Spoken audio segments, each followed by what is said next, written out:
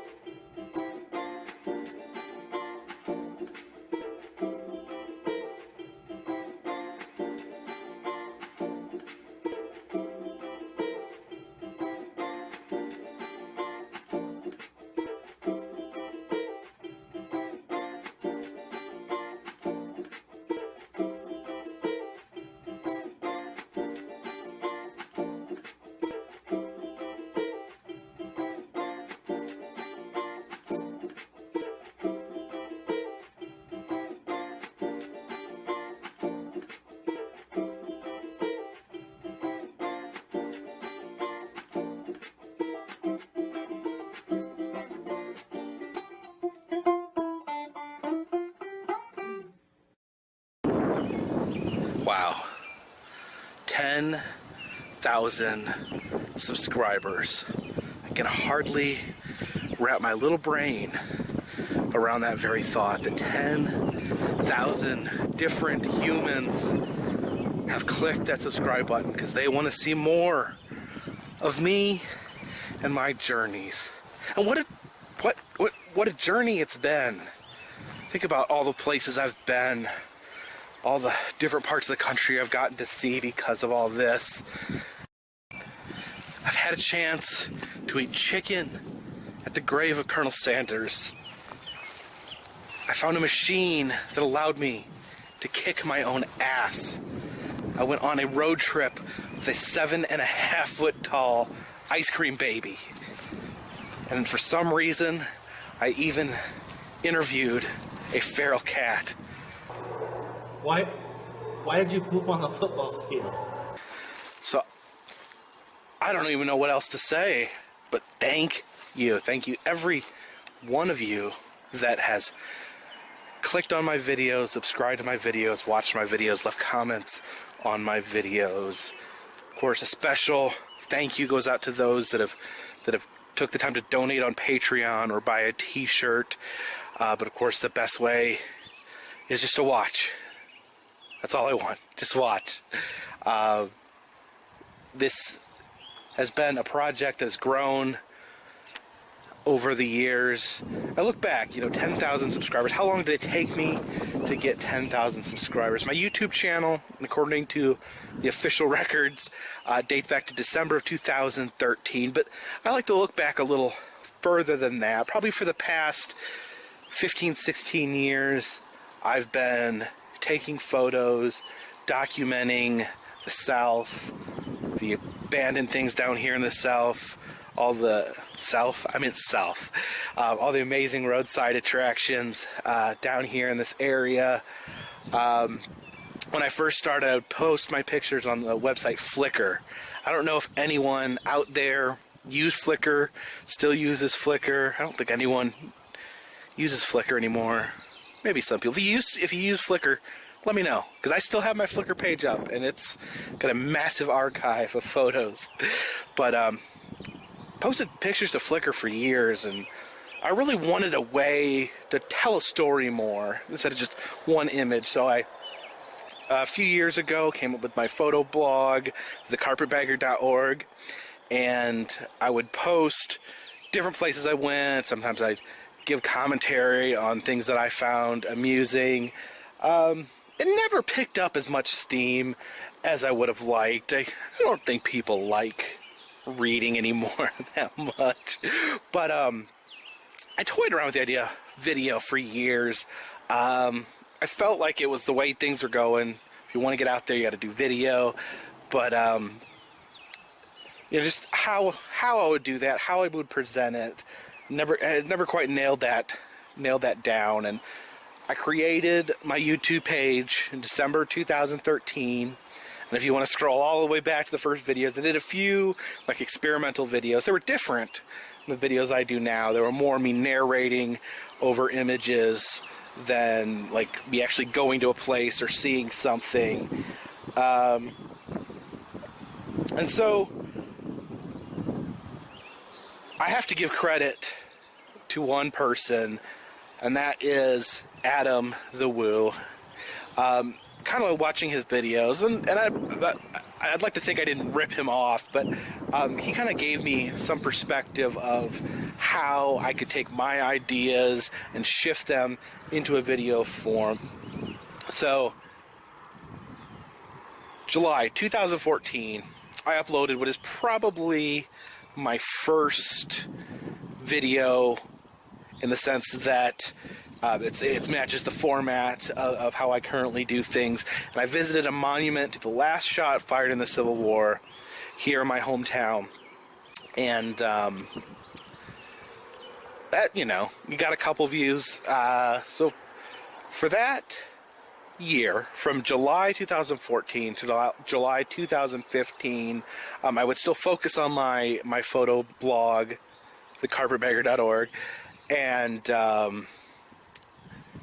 post videos occasionally, intermittently. It was not my main focus, but I did continually post videos. So from 2014, July 2014 to July 2015, 1 year, I was able to obtain 500 subscribers, and I was very excited. I was looking back at my old messages, and I sent a screenshot to Adam the Woo. Look at this, 500. I knew it was small at the time, but it was something. It was a start. So 1 year it took me to get to 500, and this time, from July 2015 to now, which is not even July yet, not even a full year, I've gone to 10,000. That is remarkable markup.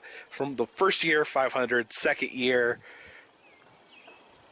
10,000. So, yeah, I don't know. It all kind of started, and people sometimes ask me, I don't know why they ask me, because I'm small potatoes, but they ask me, they're thinking about getting started doing videos, any advice. And I think that's the best advice, is just keep putting stuff out there. It would have been really, really easy for me to get discouraged during that year where I only slowly got to 500 to just say, this video stuff's too much work. I'm traveling too far. It's taking too much time to edit these videos. Not worth it. I should delete my YouTube channel. That would have been really easy. And I probably came close to that several times, thinking that one video, let's say an abandoned video, Angelique's Paradise Estate. I'll put a link to that below. Through this video, if I mention something, I'll try to put a link below so you can all know what I'm referencing. So I didn't really do abandoned urban exploring videos, but Angelique's Paradise Estate was this really strange building with this weird name that I just wanted to check out. So I filmed a video, and I didn't think it was that great. I honestly sat on that video for a while. I didn't post it probably for months after I actually filmed it, because I didn't think it was very good or very interesting. But I put it together, posted it. It was my first video to really kind of get people commenting, making remarks. So that was something. That kind of got me rolling. And I've got some, it's been an amazing year since then. Because of all the viewers, like I said, the ads, I get a small percentage of the ad revenue. With the t-shirts and Patreon, I get a little bit of money, and that has allowed me to travel more.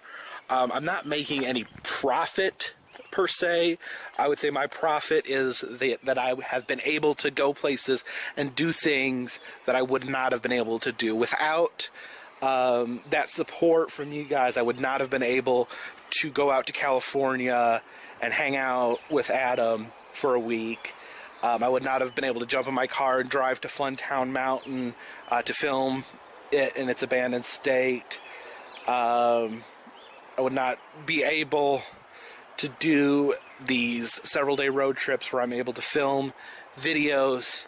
So it's like a gift that keeps giving back to me. Would I like to quit my day job and do a full-time? Absolutely. But I'm so happy that I've gotten to do so much, have so many life experiences and so many adventures because of this little YouTube channel. And I'm really, really excited about the future of it. You know, I look back, it seems more and more people are subscribing and commenting on my videos. So I'm amazed. I'd love to see how far I can get this to go. And I appreciate all 10,000 of you out there who have literally made a dream of mine into a reality. It almost gets me a little choked up. So a big thank you to all 10,000 of you. Of course, I've got to thank my family, my wife and my kids who put up with me, who've been putting up with me for years. My wife of 13 years, making me pull over at stupid roadside attractions, going in creepy museums while she waits in the car because she's too scared to go inside. My daughter complaining that I'm driving all over hell and back just to see stupid stuff, but she didn't divorce me. She's still with me, so I must be doing something right. And of course, I cannot be out there thanking people without thanking Adam the Woo, who is my mentor as far as video is concerned. I met him, gosh, when did I meet him? He was visiting Pigeon Forge. I had sent him some of the stuff from my photo blog that I thought he would be interested in. And then when he was in Pigeon Forge, I shot him a message and he said, hey, come out here and we'll do a video. And he put me in the Daily Woo. We fed some bears.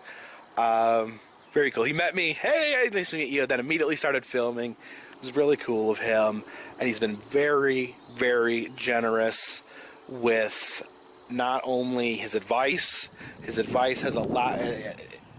Every piece of advice he's given me that I have actually followed has worked out. So all the valuable advice, he's promoted me in his videos when he had nothing to gain. I'm small potatoes compared to him still, but yeah, he still took an effort to let me get out there to a wider audience. When he didn't have that, when he was coming up on YouTube, you know, he didn't have more established YouTube stars helping him out. So he was generous enough to do that, and generous enough to let me sleep on his couch for a week so that I could enjoy California.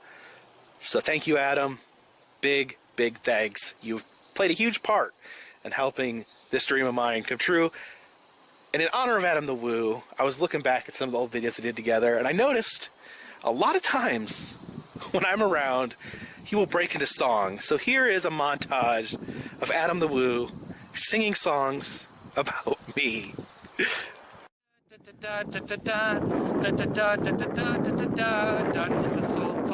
salt sea. There's dead fish everywhere. Make sure you subscribe to the Carpetbagger, and then while you're at it, subscribe to me. And it does. We are the three amigos. We are the three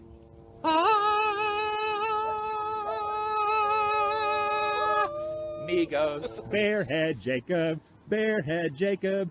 The carpetbagger.org, it's Bearhead Jacob. He's an angel. Send me an angel right now. Please. Look at this stuff. Isn't it neat? Wouldn't you say? The junk collection here is complete. Wouldn't you think Jacob is a guy who likes looking at everything? I do. They've got gadgets and gizmos aplenty. There is a monkey hanging upside down in the tree. You want a junk man with a belt that is made out of a circular tire area? No big deal. I want tricycles. Look. Now, I ask my subscribers out there to go ahead and ask me anything, and I will be answering those questions. But first, I wanted to tackle a few frequently asked questions or frequently made comments on my videos. See, if you get a video out there and it starts to gain some momentum, gather a few more than average views, you start to get, people start noticing the same things and making the same comments, constructive criticisms of the video. So I just wanted to tackle a few of those off the bat. So first, we have a video I made called Abandoned House Full of Treasures, and I said this. Let's descend. It's ever so creepy staircase. Yes, I went up the stairs and claimed that I was descending the stairs. And people were very correct in pointing out that when you're going upstairs, you are ascending the stairs, not descending the stairs. So I misspoke.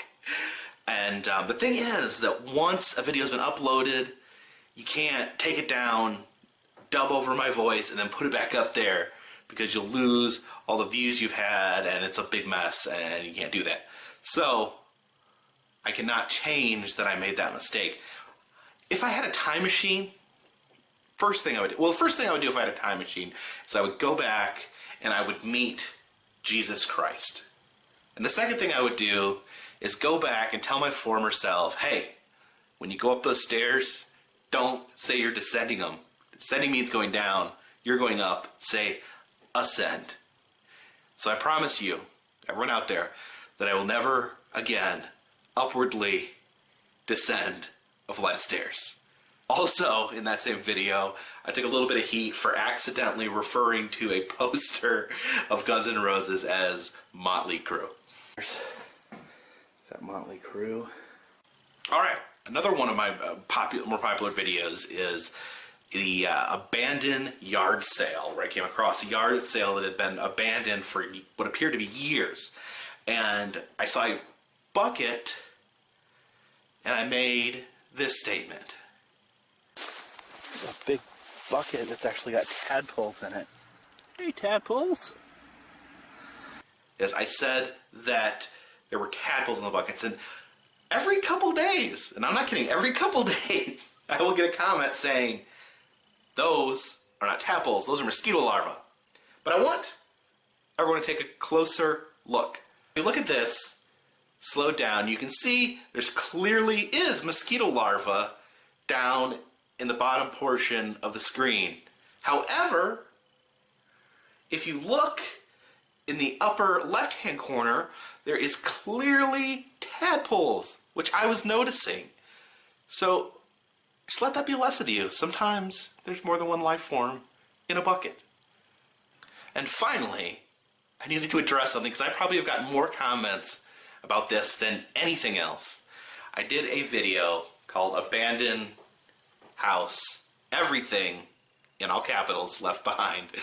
And during this, I come across an antique car called a Corvair, which I had no idea at the time was anything special. But I did think it was cool that there was an abandoned antique car there. But multiple times a day, not just every day, multiple times a day, people ask me to tell them where the Corvair is so they can go steal it, I guess. I'm not into taking part in Grand Theft Auto, so no, I will never tell anyone where the Corvair is. Sorry. Alright, so let's get to the questions that you, my beloved subscribers, have asked me. Alright, Luke Ivory Evans wants to know if I ever take anything from the abandoned locations that I visit. I absolutely do not ever remove anything that I find in an abandoned house. That's part of the code, to me, it's part of the code of being an explorer, or an urban explorer, as some people like to call it. But yeah, you don't break anything, you don't steal anything, it's not yours, don't take it. Alright, now several people were curious on how I came up with the name, the Carpetbagger. And at this point, I almost wish that I'd pick something a little less obscure or confusing. What carpetbagger means is that's actually a term used during the American Civil War. Northerners came down after the war to take advantage of the Reconstruction era South. And when kind of coming up for a name for my project, I called it the Carpetbagger. And the reason is because I'm from the North, but I've moved down to the South. I'm fascinated with Southern culture and absorbing it, kind of a fish out of water in some ways. So makes me the Carpetbagger. Sir Mugman wants to know if I've ever been sick from going in an abandoned building. No, I've never gotten ill from any mold or gunk or anything like that. But I guess I'm just lucky. A lot of people tell me I'm an idiot for not wearing a respirator, for opening refrigerators and freezers. My channel is absolutely not a how to do things. I'm probably the least prepared explorer. I have no equipment. I use my flashlight on my phone. Don't use my journeys as a template for how to explore. There's a few political questions in there, and I did say ask me anything, so I will give my opinion, but I would like to preface this. I do have political opinions, however, because if I may disagree with you or you have a different view as me, does not mean we cannot be friends. I found a long time ago that if you look down on people because they have different beliefs than you, that kind of just makes you a jerk. So you could have the complete opposite view. I could still think you're a great person, still want to hang out with you, still want to be your friend. James Sanders asks my opinion on immigration in this country. I worked in the service industry probably about 15 years ago, and a lot of my friends, that worked with me were undocumented Mexican immigrants, and I found them to be some of the nicest people I've ever met. They were very hardworking, and they come to this country to make money so they can send it back to their families in Mexico. And to me, that's what the American dream is all about, is coming to this amazing country we have, this awesome land of opportunity to work hard and to make something for yourself and something for your family. I think people like this should unquestionably be allowed and be invited to our country so that they can live the American dream. At the same time, I do understand that we do need to know who's in our country and that there is people coming into our country with bad intentions. So I feel like we need to devise a system that allows people to come to our country and do good things and support their families, but at the same time, we need to know who's here, and we need to keep out bad things like drugs and human trafficking. Boogie the Man wants to know how long I've had my mutton chops. I've had them on and off since probably I was 18 years old, since the point where I could actually grow facial hair. I've never had like a mustache or a beard. I get annoyed having hair on my face. I think it slows down trying to eat, but I keep my beard over here on the side of my face. Peter DeRose wants to know what camera I use. Let's check here. It is a Sony Handycam HDR CX330. So, yeah, like the camera, films good. Only problem is, sometimes I wish I had something that I could modify or add attachments on. There's definitely no attachments, but it's got a nice zoom, nice clear picture. For my needs, it pretty much suits me. Henry S. wanted to know if I collect license plates. I do not. I do like license plates, but I don't have any sort of formal collection. He also wanted to know which of the 50 states I've been to. Not as many as I would like. I've been, I grew up in Indiana. I've been to most of the Midwest, Michigan, Indiana, Minnesota, Wisconsin. I've been to all the southern states, and I've not really been very far north east. I've never been to New England. I've visited New York City. I've not gone any further than that. I've been to, I think I've been through Pennsylvania, but I've never really done anything there. I've been to Washington, D.C., all down that coast of Florida. I flew out west to California for the first time early this year, and I saw California and Nevada, and all that other stuff I haven't seen. I need to see a lot of things out west. That's one of the, out west and New England are two hot spots that I need to spend more time in. Tina Campbell would like me to visit Cedar Point in Sandusky, Ohio. Now that my wife, I've never been there. My wife actually was there as a child, so that would be kind of a nostalgic trip for her. But yeah, I love music parks. I'd love to check it out at some point. All right, several people want to know what my day job is. I am a social worker for Child Protective Services.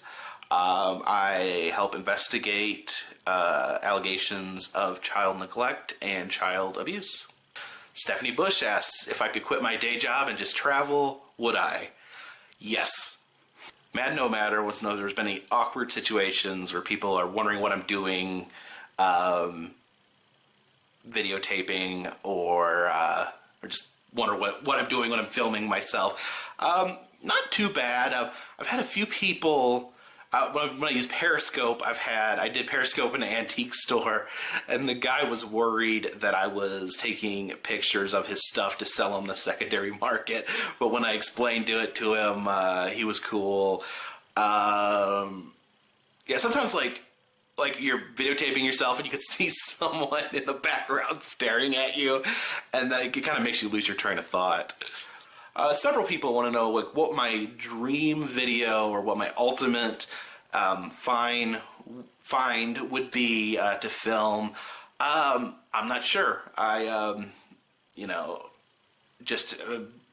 love roadside attractions. I'm always looking for new amazing roadside attractions. I think abandoned roadside attractions are really cool. So yeah, it's up in the air. I'm not really sure. Winona Bindman wants to know if I ever get like spooky or creepy feelings when I'm inside abandoned houses. Absolutely. It's always unnerving. You hear something move, you hear something rustle, you hear a door slam because of the wind. It's a creepy feeling, definitely. All right, several people wanted to know what my favorite location that I've filmed is.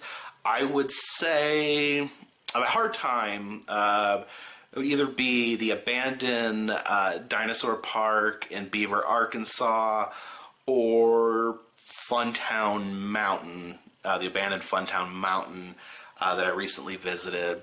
Probably Funtown because of the crazy story behind it and all the bizarre things that were inside. All right, a couple people asked if I've ever come across any homeless people in abandoned buildings. I have not. I've come across like beds and maybe like stashes of food, and one time I accidentally stumbled across a homeless person's stash of gay porn. Benjamin Twist wants to know if there's any significance to the objects that I placed in my suitcase during my intro. Let's take a look. All right, I got this at a thrift shop. It used to sing. Now this I got at a yard sale. I'm not sure exactly what it is. It used to sing and stick its tongue. I didn't sing, it laughed. It used to laugh and stick its tongue out and blink its creepy eyes. So yeah, we got that. And this is my stuffed fox squirrel, Tookie. Actually found her sitting at the end of someone's driveway ready to go out to the trash, and I rescued her. And I think this might be an endangered species, so I'm not entirely sure if it's legal to have. Also, I should not be touching it, probably because it's probably preserved with arsenic, given its age. Alright, this coconut, this actually was given to me by my grandmother. She bought it in Florida in the 60s or 70s. Like its little seashell teeth there. It used to have like feathers like an Indian chief, but they've disappeared over the years. And this is Little Satan. Back when I used to do photography, I used to take pictures of Little Satan in front of iconic landmarks. I haven't had a chance to do that as much lately, but it used to be a fun thing I did.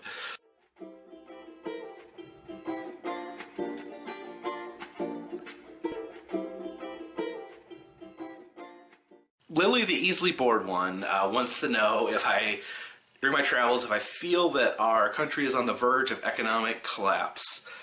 I don't think so. I think things have been a little better. We had a recession 7-8 years ago, and things seem to be a little better right now. I'm not an economist, so I can't predict the downfall. Maybe. You never know.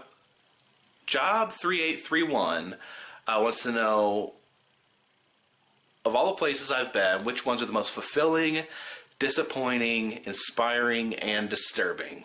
It's a 4-part question, so let's see. Most fulfilling, probably the trip to Funtown Mountain. I documented the entire rise and fall of Funtown Mountain, so being able to see the final state of Funtown Mountain, probably the most fulfilling.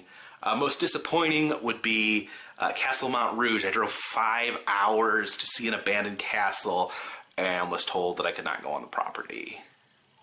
Inspiring, probably Salvation Mountain in California. To see one person's vision come together like that is amazing to me. Disturbing would unquestionably be the homemade electric chair that me and Adam the Woo found out in a shack in the desert of California. All right, Charlie Stealth wants to know how I get around so fast. Actually, this is a question that seems to get people a lot. I'll post a video from one place one day, and the next day I'll be in a completely different part of the country. The thing is, I don't post my videos in chronological order. I just kind of post them in what order makes sense to me personally. So it's like, I haven't put up an abandoned building in a while, I'll put up that. I haven't done a wax museum in a while, I'll put one of those up. So, I don't know, doing it just like in chronological order just doesn't seem to make sense to me. To me, it's just kind of what feels right. I know probably most people that do these sort of videos will do them in chronological order, but it's just not my style. Leisure Picker wants to know if I need a better camera. I don't know. Some people tell me I need a better camera. Most of the issues I have is with just with audio, wind noise, background noise, that sort of thing. If I could get something that could cut that out, that'd be great. But otherwise, I'm happy with what I got. Captain Slugbeard wants to know what places outside of the U.S. I'd like to see.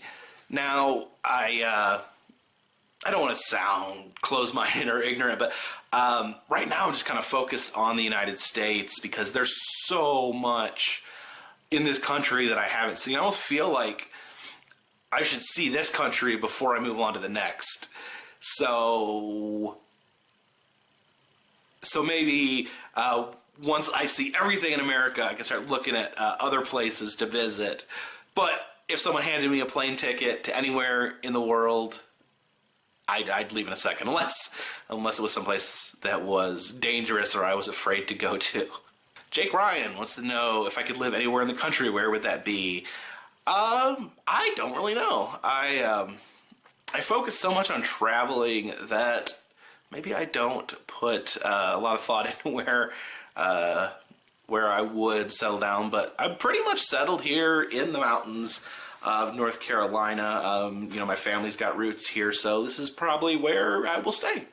People ask what other YouTubers I watch, and I don't really subscribe to that many other YouTube personalities. Like when I go on YouTube, it usually ends up being like a rabbit hole where I just keep clicking on suggested videos. Of course, I watch Adam the Woo and Dan Bell. They're always putting out great stuff. All right, so people wondering about supernatural things that I found in abandoned places. Closest is just basically some weird unexplained noises. I'll put some videos in the link that have those if you want to check them out. Michael Smith wants to know how I manage my job and I guess doing these videos. My schedule, I've got an unusual schedule. I work after hours and weekends, and I work in 7-day shifts. So I work 7 days in a row where I'll be on call all night, on the weekends all day. And then I get 7 days off at the alternate time. So those 7 days are precious to me and allow me to be able to travel without having to take a bunch of vacation time.